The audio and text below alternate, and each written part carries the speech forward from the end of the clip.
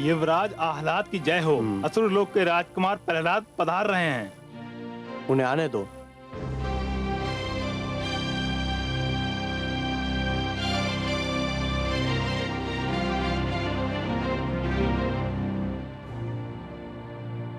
भ्राताश्री,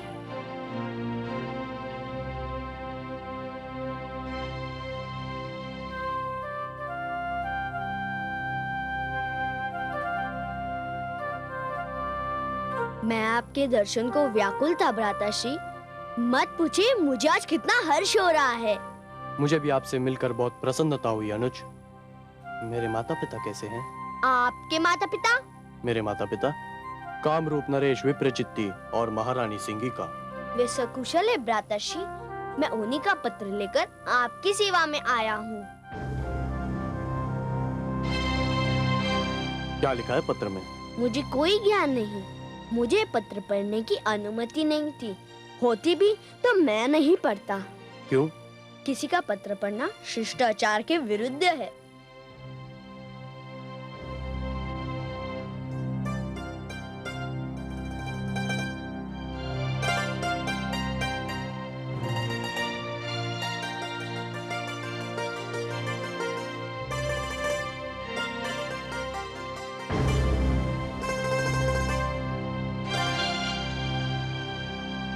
तो तुम विष्णु के महान भक्त हो? क्या ये भुआशी ने पत्र में लिखा है? हाँ, और मुझे आदेश दिया है कि तुम्हें हमारे राज्य के प्रसिद्ध विष्णु मंदिर का दर्शन कराया जाए। विष्णु का मंदिर? और आपके राज्य में? क्या आपके राज्य में भी विष्णु के भक्त है? पहले थे, अब नहीं रहे। बस उनका बनाया हुआ मंदिर रह गया है, जिसमें तुम्हारे विष्णु की विशाल मूर्ति रखी हुई है। अच्छा? हाँ अनुज, आज तुम विश्राम करो। कल मैं तुम्हें उस मंदिर में भिजवा दूंगा। मेरे विष्णु का मंदिर और उसमें रखी उनकी मूर्ति की बात सुनकर मैं व्याकुल हो उठा हूँ भ्राताश्री। मुझसे विलंबना सा आ जाएगा। आप मुझे इसी क्षण वहां ले चलिए। तुम्हारी यही इच्छा है तो यही सही। द्वारपाल,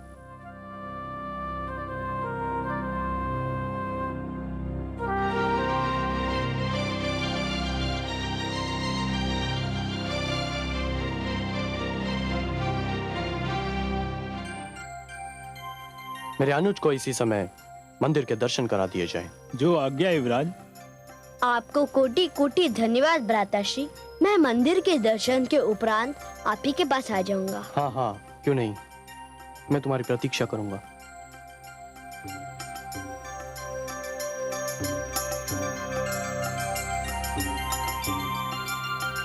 हे विष्णु, हे जनार्दन, हे जगदीश्वर, हे लक्ष्मीपति, अब मेरा तुम्हारे अतिरिक्त और कोई नहीं।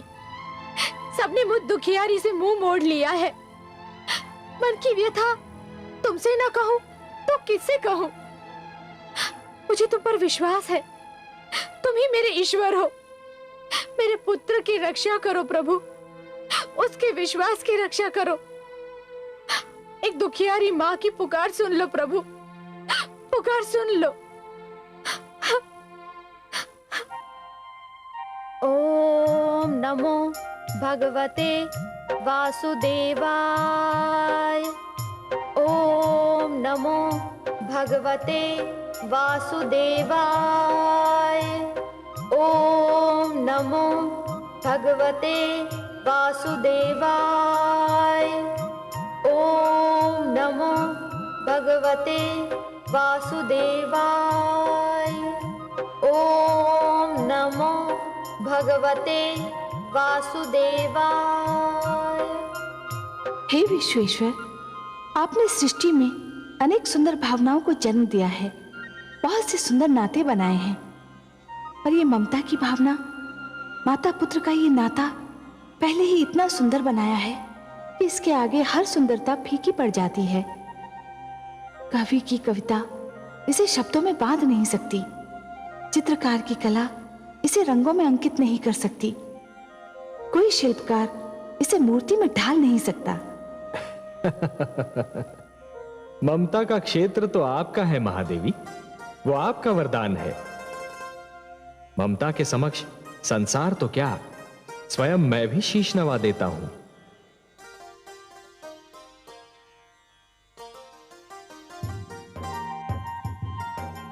मुझे तो कयाधु की ममता में भी आप ही का रूप दिखाई दे रहा है महादेवी।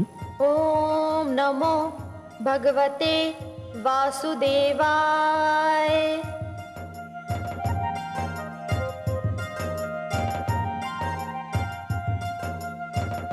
वो रहा विष्णु का मंदिर।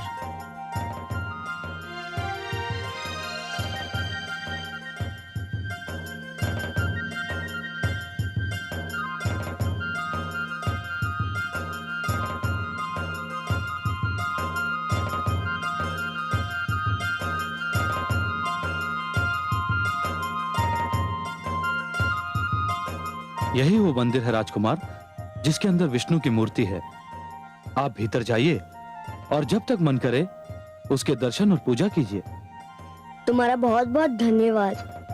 तुमने मुझे यहाँ तक पहुँचाने का जो कष्ट किया, उसके लिए मैं तुम्हारा भी आभारी हूँ।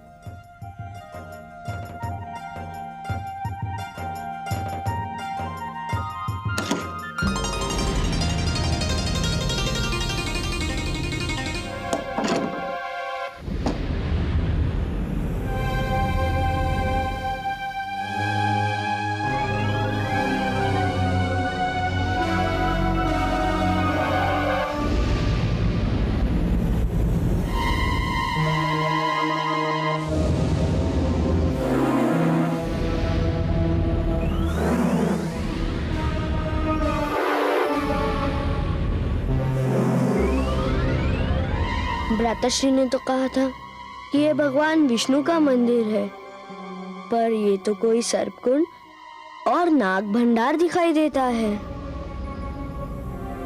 आपने मुझे यहाँ क्यों बुलाया वासुदेव? समझ गया, आप मेरे साहस की परीक्षा लेना चाहते हैं। कोई बात नहीं, मेरे भ्राता मुझसे झूठ नहीं बोल सकते। अवश्य आप यही हैं। मैं आपको यह भी ढूंढ लूंगा।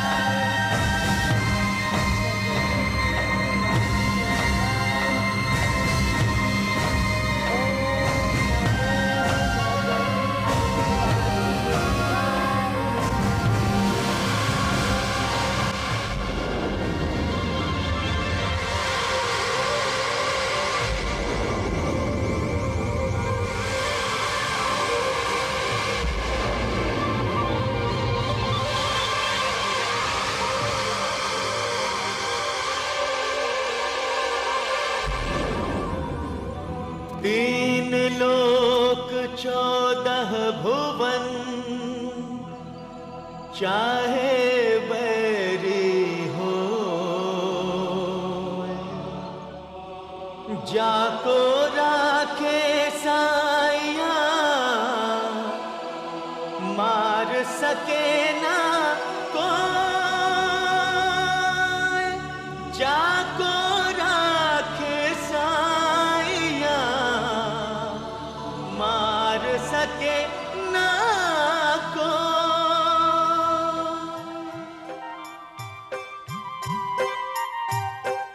अच्छा, तो आप यहाँ छिपे हुए थे। देखा, मैंने आपको ढूंढ लिया ना। आप मुझसे दूर रह ही नहीं सकते और मैं आपसे दूर नहीं रह सकता। ओम नमो भगवते वासुदेवाय। ओम नमो भगवते वासुदेवाय। ओम नमो भगवते वासुदेवाय। ओम नमो भगवते वासुदेवाय।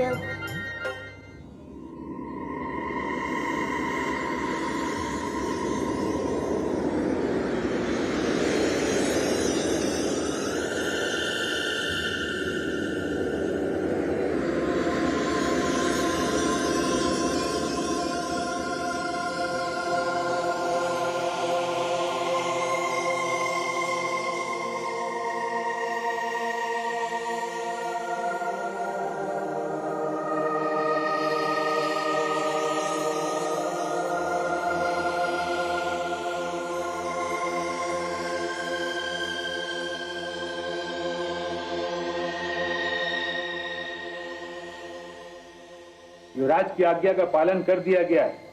मैंने राजकुमार प्रहलाद को सर्पकुंड के भीतर छोड़कर द्वार बंद कर दिया है। ये तो बहुत ही शुभ समाचार है। अब तो समय भी बहुत बीत चुका है। हाँ युवराज, अब तक तो सर्प और अजगर राजकुमार प्रहलाद को चट कर चुके होंगे। सर्प और अजगरों को आज बहुत दिनों के बाद उनकी मन भावन आहार मिला होगा। मैं बहुत प्रसन्न हुआ। तुम्हें इस कार्य के लिए अवश्य पुरस्कार दिया जाएगा। धन्यवाद युवराज। मैं अभी किसी दूत को भेजकर माताश्री को यह सूचना देता हूँ कि मैंने उनका कहना मानकर पुत्र धर्म का पालन किया है। महामंत्री को बुलाया जाए। जो आज्ञा।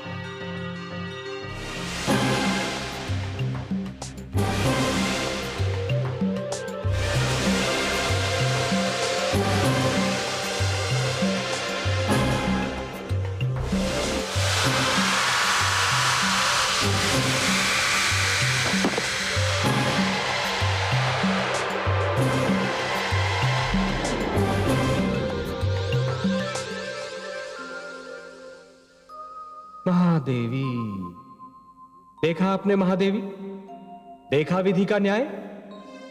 आह्लाद ने प्रहलाद को मारने के लिए सर्प को शस्त्र बनाया था, परंतु वह स्वयं मृत्यु के घर जा पहुंचा। षड्यंत्र कभी नहीं फलता महादेवी, षड्यंत्र कभी नहीं फलता। सिंहिका ने अहंकार को षड्यंत्र का एक अंग बना लिया था और स्वयं आह्लाद उस षड्यंत्र का लक्ष्य बन गया। हाँ कमल नयन, आह्लाद पुत्र प्रहलाद का भाई था, सगा भाई। परंतु कितने आश्चर्य की बात है कि एक ही माता की कोख से जन्मे दो पुत्रों के संस्कारों में इतना अंतर था। महादेवी, एक ही डाली पर खिले दो पुष्पों में से एक को स्थान मिलता है देवता के चरणों में, तो दूसरे को अर्थी पर। एक ही मेघ की गोद से निकली दो बूंदें एक मोती बन जाती है, तो दूसरी अंगारे पर गिरकर भस्म हो जाती है। यह सब फल होता है इस सत्य का कि किसे कैसी संगत मिलती है। प्रहलाद को देवर्षि नारद की संगत मिली तो वो कुंदन बन गया, और आह्लाद को सिंहिका और विप्रचित्ती की संगत मिली तो वो धूल में मिल गया। आप सत्य कहते हैं सर्वेश्वर। संतान का चरित्र निर्माण बाल्यावस्था में ही होता है। बाल्यावस्था में जो भी विचार मन में बो दिए जाते हैं, वो विचार जीवन भर मन से नहीं निकलते। सत्य कहा आपने महादेवी, सत्य कहा। और इसीलिए माता पिता को सबसे अधिक ध्यान बाल्यावस्था में संतान के चरित्र निर्माण पर ही देना चाहिए। आह्लाद को तो उसके किए का दंड मिल गया, परंतु मैं अपने पुत्र प्रहलाद को अच्छी तरह से जानती हूँ। उसका मन बहुत ही कोमल और दयालु है। वो अपने भ्राता की मृत्यु का दुख कैसे सह पाएगा? वो तो उसे देखकर बिलख उठेगा। जब उसे इस बात का ज्ञान होगा तो उस पर न जाने क्या बीतेगी।